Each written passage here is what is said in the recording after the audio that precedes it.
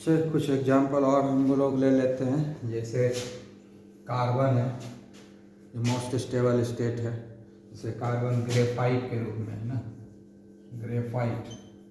Carbon जब graphite के रूप में होता है इसका enthalpy of standard enthalpy of formation 0 होगा। ठीक है। उसके बाद जो है ऑक्सीजन, ऑक्सीजन भी गैस के रूप में एग्जिस्ट करता है, मोस्ट स्टेबल स्टेट इसका भी वही होता है, तो इंथैल्पी ऑफ फॉर्मेशन इसका भी 0 होगा। ठीक है। उसके बाद जो है सल्फर जो है S8 के रूप में एग्जिस्ट करता है, और ये जब रोम्बिक होता है सबसे स्टेबल होता है। रोम्बिक स्टेट में जब रहता है तो इसका इंथैल्पी ऑफ फॉर्मेशन जो है स्टैंडर्ड इंथैल्पी ऑफ फॉर्मेशन 0 होगा, क्योंकि मोस्ट स्टेबल स्टेट है। ठीक है। उसके बाद जो है आयोडीन जब आप सॉलिड स्टेट में होता है तो इसका इंथैल्पी ऑफ फॉर्मेशन जो होता है ये भी 0 होता है, स्टैंडर्ड इंथैल्पी ऑफ फॉर्मेशन। ये सब जब स्टैंडर्ड स्टेट मतलब 1/298 केल्विन जब कंडीशन होता है तो उस समय ग्रेफाइट के रूप में अगर है तब वो स्टैंडर्ड इंथैल्पी ऑफ फॉर्मेशन 0 होगा। सब मोस्ट स्टेबल स्टेट हो गया जब 1/298 केल्विन में जो जिस स्टेट में रहता है वही उसका सबसे स्टेबल स्टेट होता है ना। 1 बार और 298 केल्विन कंडीशन के समय जो जिस फिजिकल स्टेट में रहता है वही उसका सबसे स्टेबल स्टेट होता है, याद रखना है। ठीक है ना, कि 1 बार और 298 1 बार प्रेशर एंड 298 केल्विन टेम्परेचर वाले कंडीशन में जो भी एलिमेंट जिस स्टेट में इसकी हिस्ट करता है वही उसका सबसे स्टेबल स्टेट होता है, उसी को रेफरेंस स्टेट बोलते हैं। और उस समय इंथैल्पी ऑफ फॉर्मेशन उसका उस एलिमेंट का स्टैंडर्ड इंथैल्पी ऑफ फॉर्मेशन 0 होता है उस कंडीशन में। इस बात को आप लोग याद रखेंगे। ठीक है। ओके,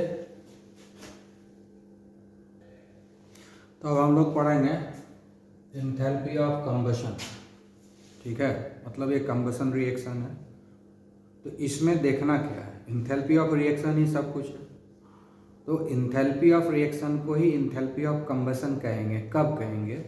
जब 1 मोल ऑफ सब्सटेंस को कंप्लीटली बर्न करेंगे ऑक्सीजन के साथ, सफिशिएंट ऑक्सीजन दें या एक्सेस ऑक्सीजन दें, जितना भी दें। ऑक्सीजन कितना खर्च होगा उससे कोई लेना देना नहीं है, लेकिन 1 मोल ऑफ सब्सटेंस कंज्यूम होना चाहिए कंप्लीटली। यानी 1 मोल सब्सटेंस को बर्न करना है, चाहे ऑक्सीजन जितना लग जाए उससे कोई मतलब नहीं है। 1 मोल ऑफ सब्सटेंस बर्न होना चाहिए कंप्लीटली, कुछ भी नहीं बचना चाहिए। और उसमें जो चेंज ऑफ इंथैल्पी होगा उसको हम कहेंगे इंथैल्पी ऑफ कंबशन। तो सबसे सिंपल एग्जांपल लेते हैं, सबसे पहला लेते हैं कार्बन का। ठीक है, सॉलिड स्टेट में होता है, इसको हम ऑक्सीजन से रिएक्शन करवाए। ठीक है, और ये कार्बन डाइऑक्साइड बनाया, गैस बनाया, ये तो कंबशन रिएक्शन है, हीट एनर्जी रिलीज करेगा। इसमें जो चेंज इन इंथैल्पी होगा ये इंथैल्पी ऑफ कंबशन कहलाएगा, क्योंकि 1 मोल है यहाँ पर सब्सटेंस कितना है, 1 मोल कंप्लीटली कंज्यूम हो गया। ठीक है, ये बैलेंस्ड केमिकल रिएक्शन है, 1 मोल सब्सटेंस कंप्लीटली कंज्यूम हो गया है। तो जहाँ 1 मतलब हमको देखना है 1 मोल ऑफ सब्सटेंस कंज्यूम होना चाहिए, ना कम ना ज़्यादा। 1 मोल मीन्स 1 मोल, 1 मोल ही कंज्यूम होना चाहिए, ना कम ना ज़्यादा। ठीक है, तो 1 मोल सब्सटेंस कंज्यूम हो गया, यानी कंप्लीटली बर्न हो गया ऑक्सीजन से रिएक्ट करके। तो जो भी चेंज इन इंथैल्पी होगा, जो भी एनर्जी इसमें रिलीज होगा वो कहलाएगा इंथैल्पी ऑफ कंबशन। तो इस केस में जो इंथैल्पी ऑफ कंबशन है, इंथैल्पी ऑफ कंबशन कैसे लिखते हैं, डेल्टा CH। ठीक है, ये क्या होगा, रिलीज हो रहा है तो नेगेटिव लिखेंगे 393.5 किलो जूल। ठीक है, इसको इंथैल्पी ऑफ फॉर्मेशन भी कह सकते हैं, क्योंकि 1 मोल ऑफ सब्सटेंस बना है। इसको इंथैल्पी ऑफ फॉर्मेशन भी कहेंगे, क्योंकि 1 मोल ऑफ सब्सटेंस बना है और कॉन्स्टिट्यूएंट एलिमेंट के बीच में ही रिएक्शन हुआ, तो ये इंथैल्पी ऑफ फॉर्मेशन भी हो जाएगा। हमेशा ऐसा नहीं होगा, यहाँ पर हो रहा है। ठीक है, आई बात समझ में? अब देखिए नेक्स्ट क्वेश्चन लेते हैं। जैसे हम लोग लेते हैं दूसरा, मीथेन है ये क्या है, मीथेन है। इसका रिएक्शन हम ऑक्सीजन से करवा रहे हैं। ये भी गैस है, ये भी गैस है, ठीक है। कंप्लीटली इसको बर्न करना है तो 2 मोल ऑफ ऑक्सीजन का ज़रूरत पड़ता है, ठीक है। उसके बाद कार्बन डाइऑक्साइड बनेगा, वो भी गैस होगा, और प्लस वाटर बनेगा, ठीक है, ठीक है। ये वाटर जो है लिक्विड फॉर्म में बनेगा, ठीक है। ये 2H2, ये भी है कंबशन हमारा, ये भी कंबशन रिएक्शन ये है, क्योंकि मीथेन जो है रिएक्ट किया ऑक्सीजन के साथ और हीट एनर्जी रिलीज हो रहा है। अब यहाँ पर देखिए कि सब्सटेंस क्या है।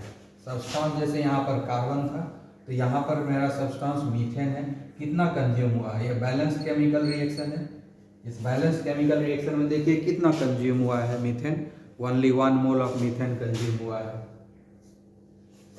ऑक्सीजन 2 मोल लगा, उससे कोई मतलब नहीं है। ऑक्सीजन कितना भी लग सकता है, उससे कोई मतलब नहीं है। मतलब क्या है कि इसमें जो है 1 मोल ऑफ सब्सटेंस कंज्यूम हुआ है।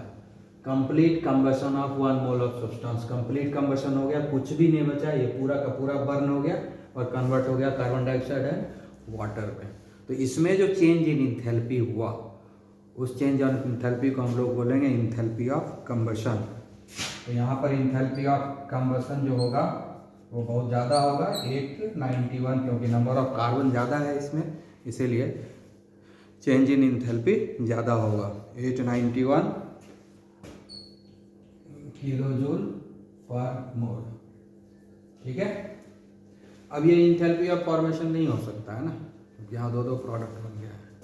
एक ही प्रोडक्ट बनना चाहिए इंथैल्पी ऑफ फॉर्मेशन के लिए, और 1 मोल ही बनना चाहिए। 1 मोल तो बना है, लेकिन यहाँ पर, ठीक है। उसके बाद भी कॉन्स्टिट्यूएंट एलिमेंट के बीच में रिएक्शन नहीं हो रहा है, इसलिए भी ये इंथैल्पी ऑफ फॉर्मेशन नहीं होगा, है ना। ये बना तो कॉन्स्टिट्यूएंट एलिमेंट कार्बन और ऑक्सीजन है, यहाँ पर तो मीथेन और ऑक्सीजन है, तो कॉन्स्टिट्यूएंट एलिमेंट के बीच में रिएक्शन नहीं हो रहा है, इसलिए इंथैल्पी ऑफ फॉर्मेशन इसमें संभव नहीं है। फर्स्ट में इंथैल्पी ऑफ फॉर्मेशन भी हो जाएगा, इंथैल्पी ऑफ कंबशन भी हो जाएगा, लेकिन इसमें दोनों चीज़ संभव नहीं है। इसमें सिर्फ इंथैल्पी ऑफ कंबशन होगा, क्योंकि कॉन्स्टिट्यूएंट एलिमेंट के बीच में रिएक्शन नहीं हो रहा है और एक ही प्रोडक्ट नहीं बन रहा है, एक से ज़्यादा प्रोडक्ट बन रहा है, ठीक है ना। तो ये रिएक्शन इंथैल्पी ऑफ फॉर्मेशन के बारे में कुछ भी नहीं बताएगा, ठीक है। आगे आवाज समझ में। तो इसके अलावा और एक रिएक्शन लेते हैं, जैसे ब्यूटेन ले लेते हैं, ठीक है। ब्यूटेन हो गया C4H10, C4H10, ये क्या हो गया, मीथेन। ये मीथेन है, ये कार्बन है, और ये हम लोग ले रहे हैं ब्यूटेन, ठीक है। मीथेन कहाँ पर रहता है, CNG में, और ब्यूटेन कहाँ पर रहता है, हमारे घर में जो सिलेंडर आता है LPG, उसमें रहता है। मीथेन किस में रहता है, CNG में, ठीक है। तो हम लोग जो है ब्यूटेन का देखते हैं, C4H10, ये भी गैसियस फॉर्म में है, ऑक्सीजन से रिएक्ट करेगा। कितना ऑक्सीजन ये खर्च करेगा, 13/2,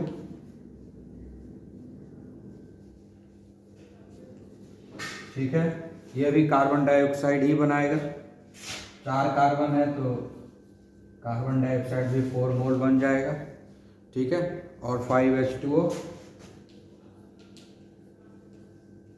ये लिक्विड बनेगा और ये गैस बनेगा, ठीक है। यही रिएक्शन है।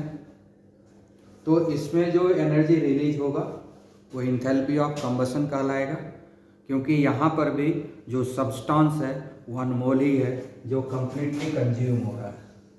4 कार्बन है, 4 कार्बन यहाँ निकल गया, यहाँ 1 कार्बन है तो 1 कार्बन निकल चुका है, यहाँ 1 कार्बन है तो 1 कार्बन, 1 मोल है तो 1 मोल कार्बन निकला है, यहाँ 1 मोल कार्बन है तो 1 मोल कार्बन आ गया, यहाँ 4 मोल कार्बन है, यहाँ पर 4 मोल कार्बन है तो 4 मोल कार्बन डाइऑक्साइड बन रहा है, तो 4 मोल कार्बन यहाँ निकल गया, यानी कंप्लीटली कंज्यूम हो रहा है ना, ठीक है। हाइड्रोजन भी कंप्लीटली कंज्यूम हो रहा है, तो ये पूरा का पूरा 1 मोल कंज्यूम हो गया, पूरा का पूरा 1 मोल कंप्लीटली कंज्यूम हो चुका है इस केमिकल रिएक्शन में। ये कंबशन रिएक्शन है और कंप्लीटली कंज्यूम हो गया सब्सटेंस इसीलिए जो इसमें चेंज इन इंथैल्पी है वो कहलाएगा इंथैल्पी ऑफ कंबशन। क्या कहलाएगा? Enthalpy of combustion. इसमें जो इंथैल्पी ऑफ कंबशन आ रहा है वो काफ़ी ज़्यादा है, माइनस इसलिए लगा रहे हैं क्योंकि रिलीज हो रहा है 2658 किलोजूल पर मोल। काफ़ी ज़्यादा एनर्जी है, 2658 किलोजूल पर मोल एनर्जी रिलीज करता है। तो ये हो गया इंथैल्पी ऑफ कंबशन। तो enthalpy of reaction enthalpy of combustion हो गया जब हमारा सब्सटेंस 1 मोल लेंगे और उस 1 मोल को हम लोग कंप्लीटली कंज्यूम कर देंगे, तब जो है ये इंथैल्पी ऑफ कंबशन कहलाएगा। ठीक है, ओके। अच्छा, और ये भी बात है कि हम लोग इंथैल्पी ऑफ कंबशन पढ़ लिए। स्टैंडर्ड इंथैल्पी ऑफ कंबशन क्या होगा? Standard of enthalpy of combustion कुछ नहीं है, कंडीशन वही है कि जब यही रिएक्शन 1 बार प्रेशर, जब प्रेशर 1 बार हो और टेम्परेचर 298 केल्विन हो, टेम्परेचर 298 केल्विन और प्रेशर जो है 1 बार हो, उस कंडीशन में अगर ये रिएक्शन कराया जाए तो जो भी इंथैल्पी ऑफ कंबशन आएगा वो स्टैंडर्ड इंथैल्पी ऑफ कंबशन कहलाएगा। तो स्टैंडर्ड में बदलने के लिए कुछ करना नहीं है, बस रिएक्शन को हमको स्टैंडर्ड स्टेट में करा देना है। स्टैंडर्ड स्टेट क्या है? 1 बार प्रेशर एंड 298 केल्विन टेम्परेचर। बस ये 2 चीज़ को हमको फॉलो करना है तो इंथैल्पी ऑफ कंबशन जो है स्टैंडर्ड इंथैल्पी ऑफ फॉर्मेशन हो जाएगा। ठीक है, ओके। अब कह रहा है नेक्स्ट पढ़ना है enthalpy of neutralisation.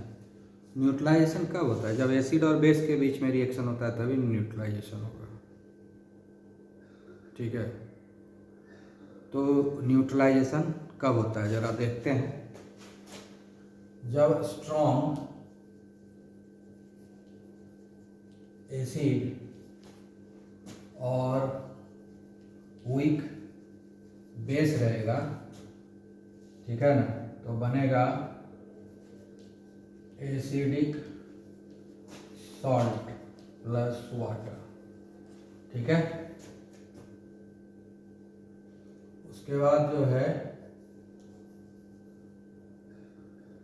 Strong acid रहेगा और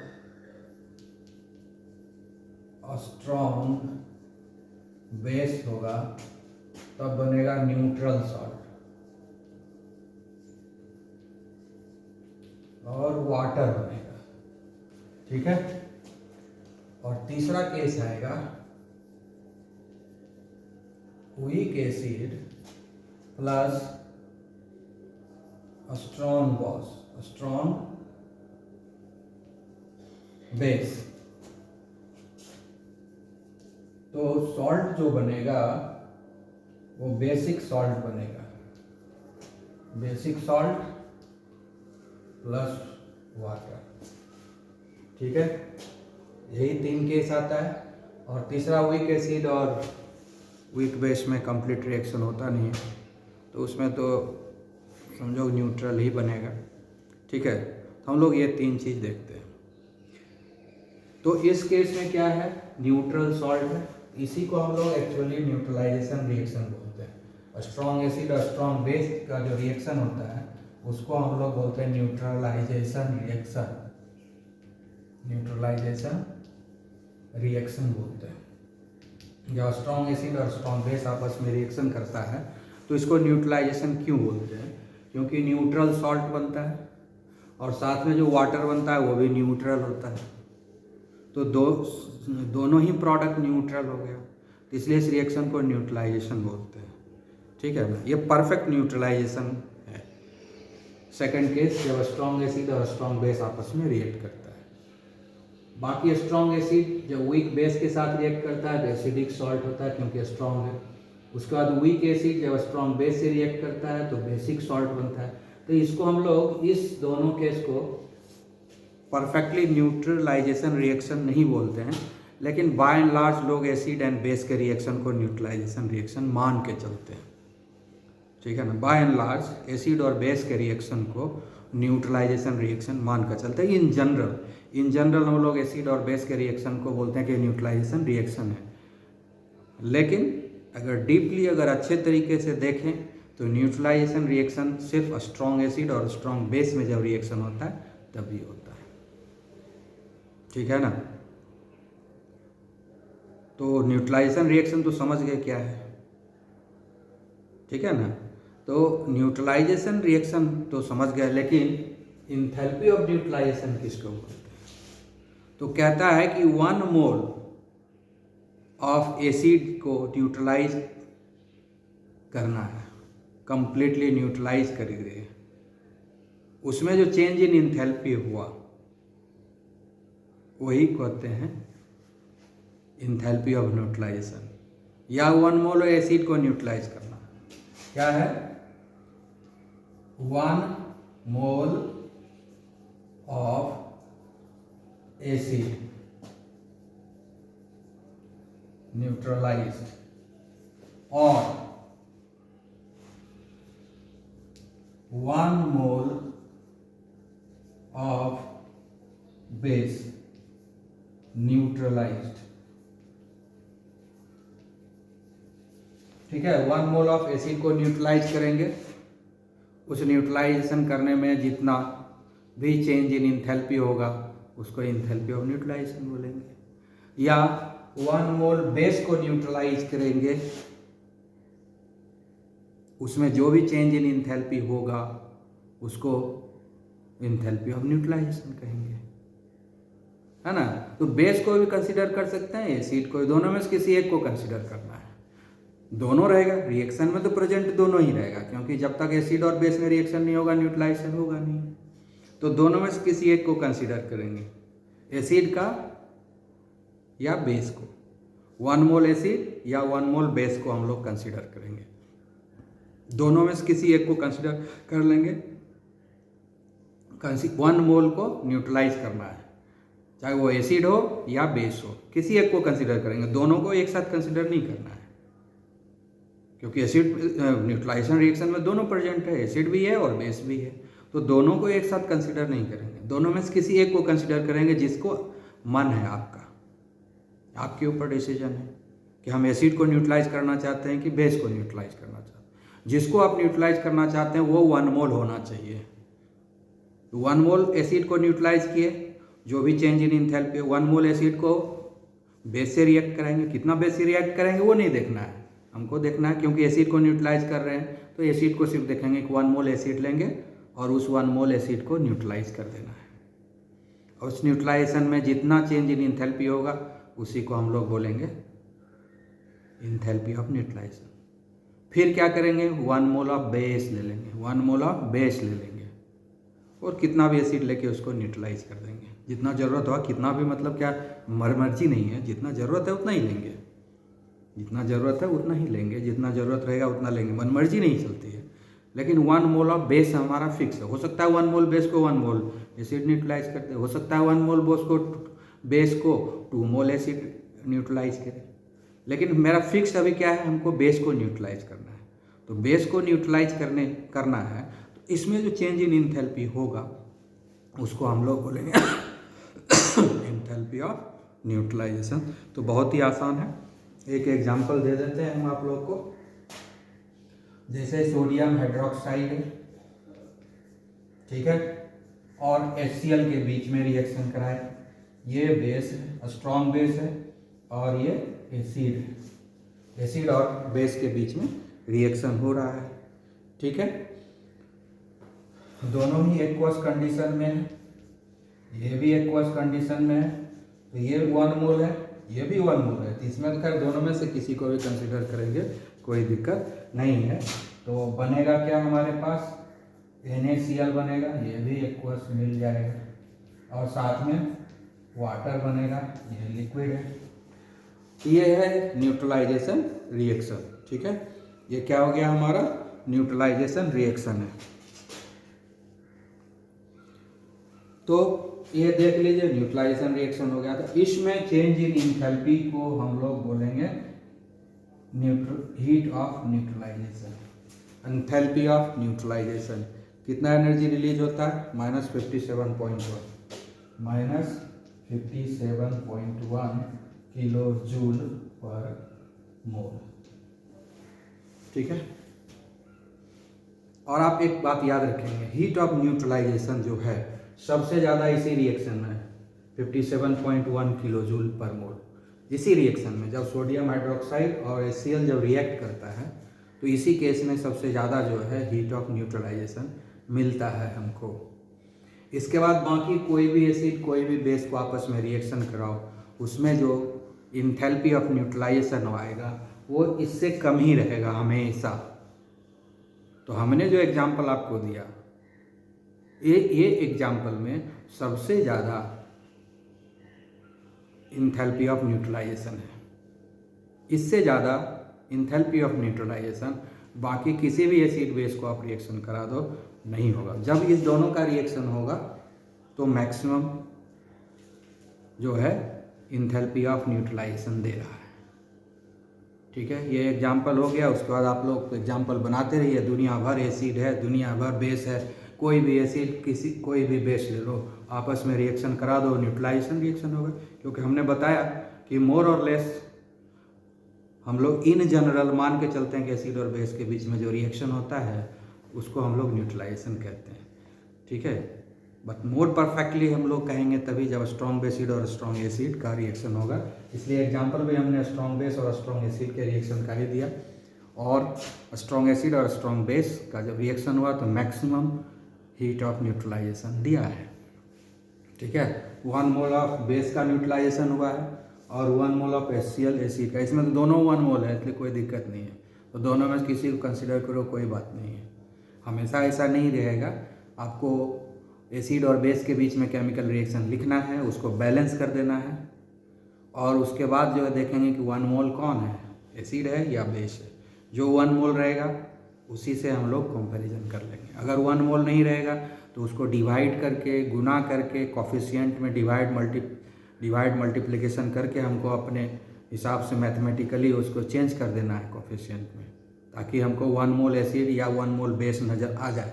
यानी बैलेंस जो हम लोग केमिकल इक्वेशन करेंगे उसको ऐसे बैलेंस करेंगे कि एसिड या बेस में से कोई 1 मोल हो जाए।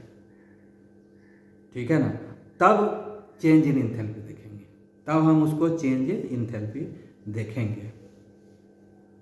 ठीक है, उस चेंज इन इंथैल्पी को हम लोग कहेंगे इंथैल्पी ऑफ न्यूट्रलाइजेशन। ओके, तो बहुत सिंपल है, कोई दिक्कत नहीं है। और स्टैंडर्ड इंथैल्पी ऑफ न्यूट्रलाइजेशन यही हो जाएगा जब हम इस रिएक्शन को करवाएंगे 1 बार प्रेशर और 298 केल्विन। इस कंडीशन में जब इसी रिएक्शन को करवा देंगे तो जो यहाँ पर हीट ऑफ ये जो इंथैल्पी ऑफ न्यूट्रलाइजेशन आ रहा है यही हो जाएगा स्टैंडर्ड इंथैल्पी ऑफ न्यूट्रलाइजेशन। तो स्टैंडर्ड जोड़ना के लिए बस एक ही कंडीशन है कि वो स्टैंडर्ड स्टेट वाला कंडीशन अप्लाई कर दीजिए रिएक्शन कराने के बाद, कोई प्रॉब्लम नहीं होगा। ओके।